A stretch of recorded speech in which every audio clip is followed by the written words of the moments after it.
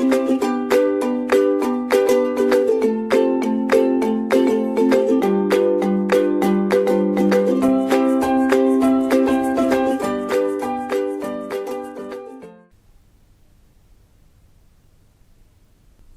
in the class of engineering hydrology. This is lecture 6 of unit 3rd. So, today we will discuss the flood routing. So, first of all understand what is flood routing. Consider two cases. Number one, when channel means river is flowing, this section 1, this is upstream, and section 2, this is downstream. And consider case 2, section 1 upstream and section 2 downstream. The difference in both cases is in case 2, it is at section 2 there is a reservoir, that is why water can store up to this height, up to the height of the reservoir. Okay. And in channel, in stream flow, water is flowing through section 1 and section 2. Consider the case when a flood enters at section 1 in both cases. Okay. Suppose hydrograph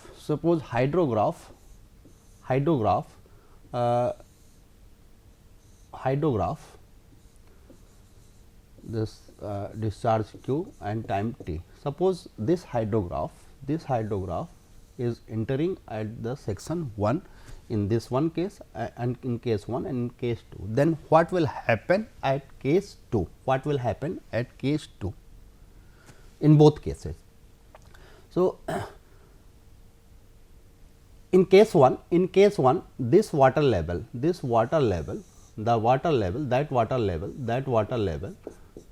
okay, that water level it will not be uniform. Okay, it will not be uniform means depth at the section will vary.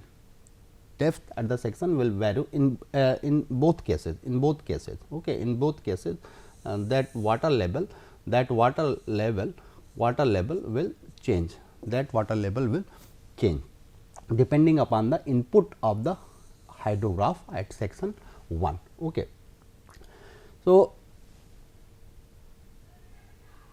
at section 2, what will be the height? Okay, what will be the height? Like this this may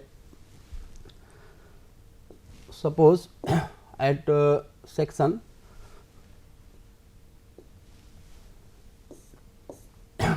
in between section 1 and 2. Okay.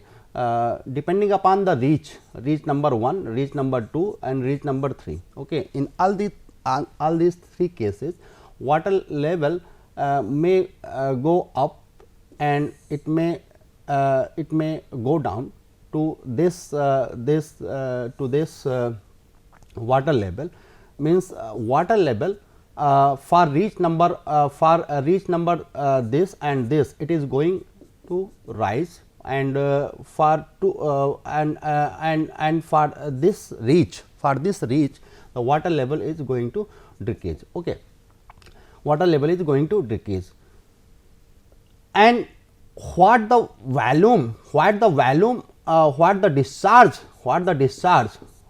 discharge at section 2 we will get.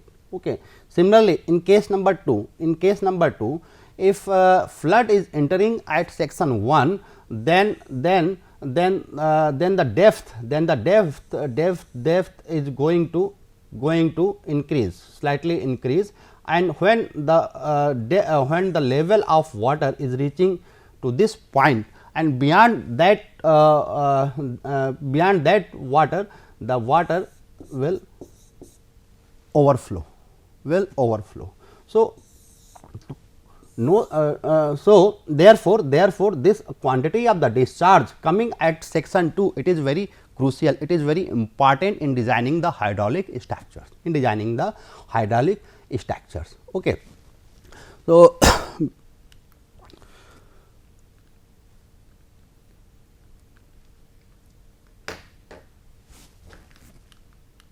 in defining the hydraulic structure. Therefore, routing is a method. Therefore, routing is a method of generating flood hydrograph on downstream. Downstream means at section 2. Okay, by using the flood data available on the upstream side. Okay, means this is the available data. Means this is the input hydrograph that is shown by this hydrograph. Okay, this is the input data. That is inflow hydrograph. Okay, with the if this hydrograph is entering at section 1, then what the behavior of this channel or this reservoir will act, that is the objective of the flood routing. Means flood routing is the method of generating flood hydrograph on downstream side by using the flood data level on the upstream. Okay. So, few things is happening with this phenomena. Okay. First one is this input hydrograph, and second, what we need to determine through flood routing. We need to determine this one hydrograph, and this one hydrograph will be at section 2. Okay. So, this is at section 1. Okay, input, and this is output at section 2. Okay. One important thing is that the peak of inflow and the outflow. Okay, there will be reduction in the reduction in the peaks. And that reduction is called as attenuation. Means reduction in the peak discharge. Okay, reduction in the peak is taking place because the input, the volume of the water entering at 1. Okay, some part of the water is being stored within this reach. That's why the peak coming at section 2, it is reducing. Okay. And the second one thing is the lag time. Okay, second one is this one lag time, means the time between two peaks. Okay, means if flood the time taken to reach the flood from 1 to 2. Okay, from 1 to 2, peak of the flood time taken for the peak of flood from 1 to 2, that is lag time. Okay. And third one major important thing with this phenomena is that the outflow from the reservoir, if the outflow from the reservoir is uncontrolled. Okay, if the outflow from the reservoir is uncontrolled, in this case if there is no spillway at the top of the reservoir, if there is no any spillway, means uncontrolled conditions, then the peak of outflow hydrograph will occur at the point of intersection of inflow and outflow hydrograph, means at this point. Okay, at this point peak will happen, means the condition will be like this. Okay, yeah, this and this one. Okay, this is the peak, and this condition will happen only when the outflow at section 2 is uncontrolled, right. And fourth one important thing is storage. Okay, this water, the storage at the intersection, storage is maximum at the intersection point. at the intersection point. Okay. What is the storage? Let us understand this concept. Okay. Suppose at this time interval, okay, suppose at this time interval, say it is 0 to t, okay, say within this time interval, okay, input the quantity of the water entering at section 1 will be this one, okay. This is the quantity of the water entering, say this is S1, okay. And what is the quantity of the water which is coming out at section 2? It will be only this, say it is S2, So, what is the storage? Storage will be difference of S1 minus S2, So, this storage is maximum at the intersection point, okay. One more thing is that from starting to this intersection point, okay, the value of S1, okay, input, the value of S1 is more than S2, okay. It means the storage coming in this region, it will be positive,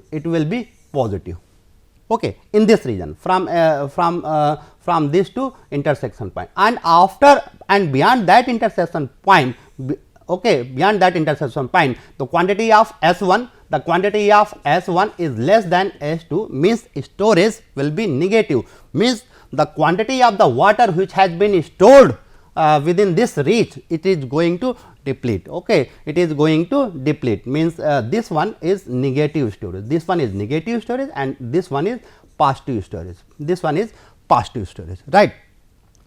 So, based on this phenomena, let us take one example to clarify the concept, okay. In this example, this is the input hydrograph, this is the inflow hydrograph, okay. And at the interception point, okay, this diagram, this is the outflow, okay, this is the outflow, and this is the input, inflow, okay, inflow hydrograph, and this is outflow hydrograph that is given, okay, for some particular case, okay. Input hydrogram, the peak has been observed at 4 hour duration with the discharge of 100 meter cube per second, and its peak has been observed at 10 hour duration with magnitude of 60 meter cube per second, okay. Inflow has been completed from 0 to 16 hour duration, but outflow that is completed from 0 to 20 hour, okay, okay. So, outflow hydrograph takes a little bit a bigger time duration, okay. So, through this example we need to find the attenuation, first of all. So, what will be the value of attenuation? Attenuation is simply reduction in the peak, So, it will be how much? 100 minus 60. So, attenuation it will be 100 minus 60, that comes to be how much? 40, that comes to be 40 meter cube per second. So, this is the attenuation, okay, decrease in the peak, okay. If we need to find the lag, then what will be the lag? Lag will be the variation of this time interval, okay. So, this time interval will be how much? It is the peak of outflow has been achieved at time 10 hour duration, and the peak of inflow it has been observed at 4 hour duration. That is why lag will be how much? It will be 10 minus 4, that is 6 hour. Okay. So, this is the lag, for this particular case. Okay. Third one thing, we need to find the storage in the reservoir in first 4 hour. Okay. Storage in the reservoir, that I have told here. Okay. So, the storage, this is the storage, and here we need to find out the storage in first 4 hour. Okay. So, in first 4 hour, this one is applicable, this one is applicable, okay, this one is applicable. Okay. So, what is the value of S1, what is the value of S1 and what is the value of S2, that we need to calculate. So, at S1 is it is the input, okay, input water quantity entering at section 1, okay, water quantity entering at section 1, input volume of water, okay, and that can be calculated by this area of triangle, by this area of triangle. Okay. And what will be its value? Its value will be half, into half into its value is half into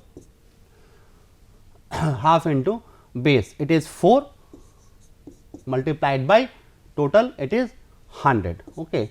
So, it is how much? It is 200. It is 200, and what will be unit? Unit will be in meter cube. Okay. It will be in meter cube. So, this is the volume of water which has been entered within 0 to 4 hour. Within 4 hour, the water entering. Okay. And value of S2, okay, water leaving at section 2, okay, that quantity can be calculated through this triangle. That quantity of water will be calculated by this triangle, okay. So, this is S2 and S1 is entire.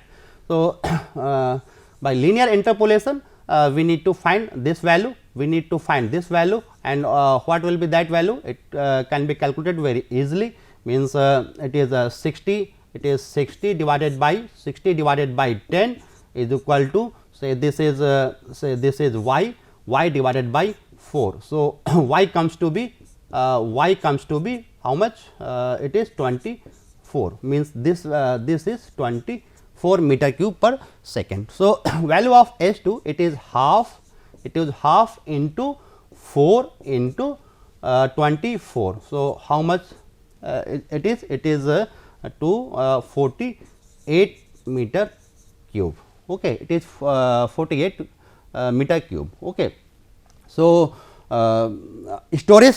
Okay. So, storage, it will be S1 minus S2, and it comes to be 200 minus 48, 200 minus 48, means it is 152 cubic meter of volume of the water. It is stored within that time duration. Okay, within that time duration. Okay. So, the next thing, we need to calculate maximum storage. Okay. So, maximum storage, I told you in previous slide that condition of maximum storage, that is at the interception point, So, interception point is this. So, we need to find the value of S1 and S2. Okay. We need to find the value of S1 and S2. Okay. S1 and S2. So, S1 and S2. So, it will be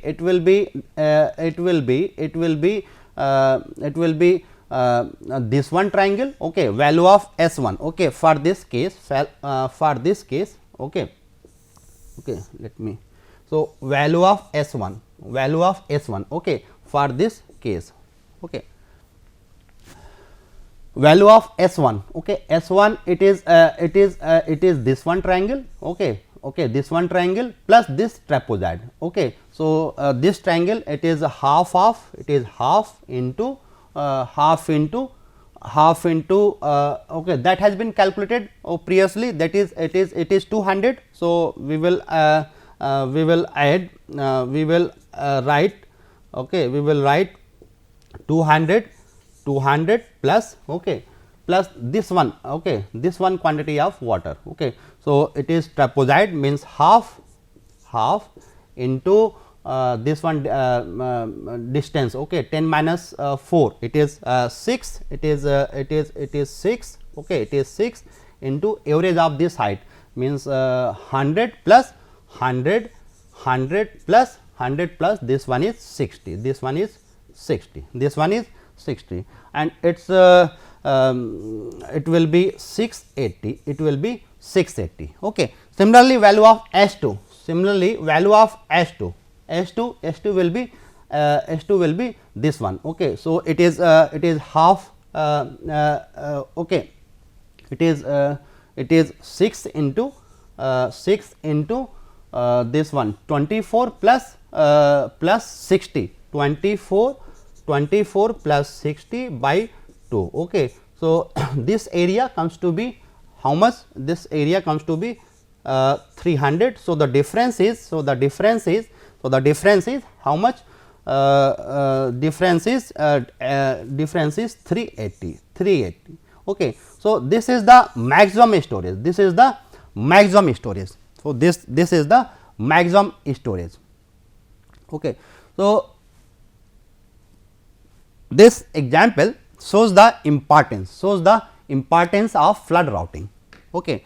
So the first importance is to establish the flood peak at downstream location. Okay. To establish the flood peak. Okay.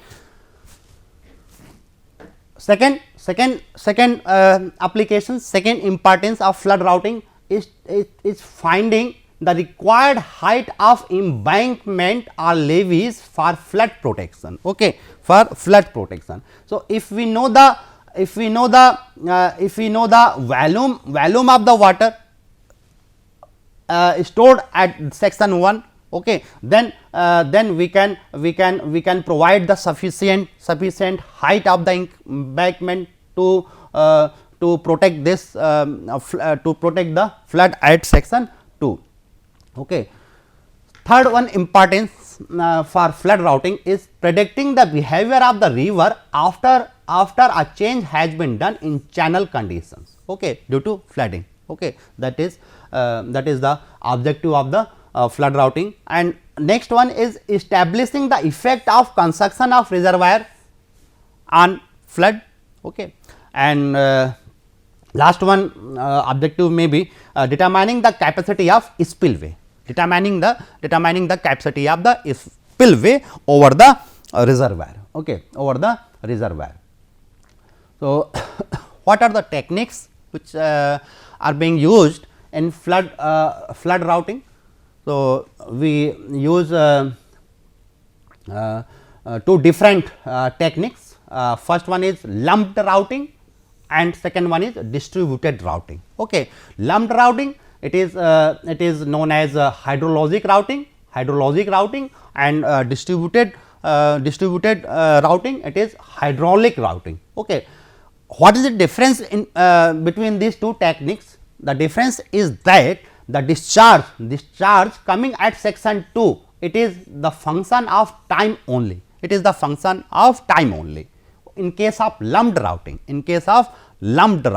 okay, what is the lumped?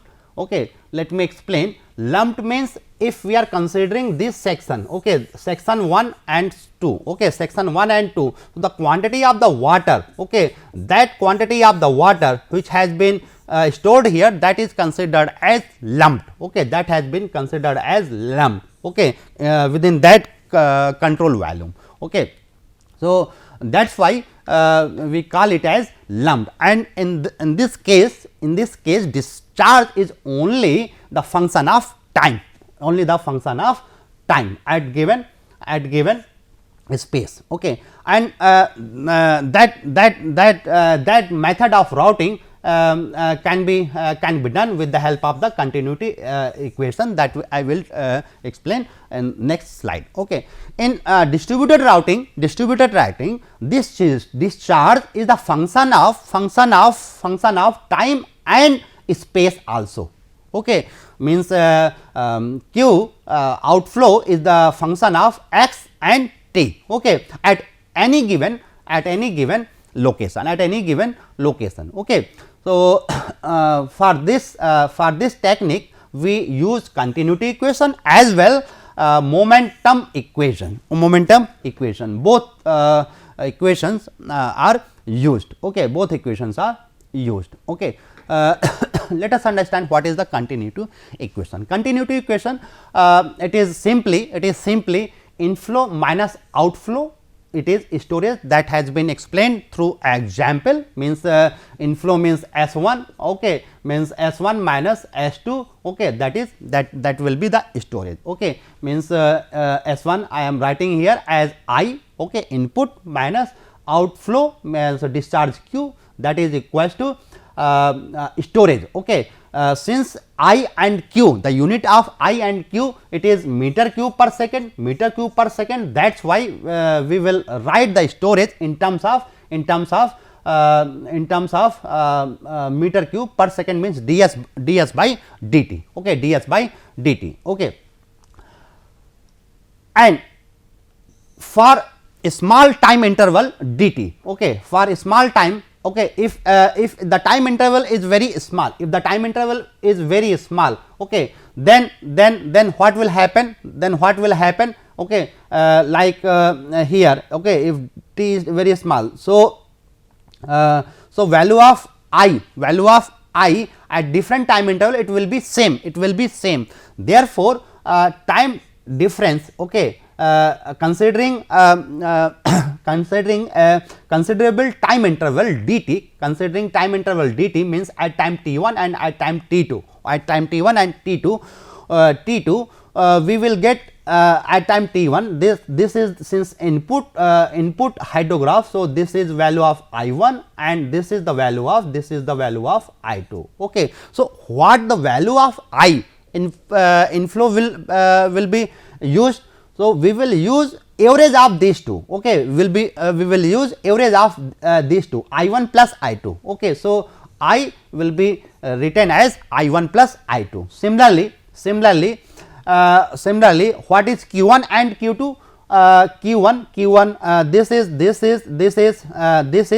Q1, and this is Q2. Okay. This is outflow. Okay. Q1 and Q2. So, we will also take the average of these two, okay, during that interval T1 and T2. Okay. So, this is Q1 plus Q2 by 2, okay, that is equals to S2 minus S1 divided by T2 minus T1. Okay. That is the change in storage. Okay. Replacing T2 minus T1 by del T, we can write storage in terms of S2 minus S1. Okay. S2 minus S1 here in flood routing, the unknown parameter is only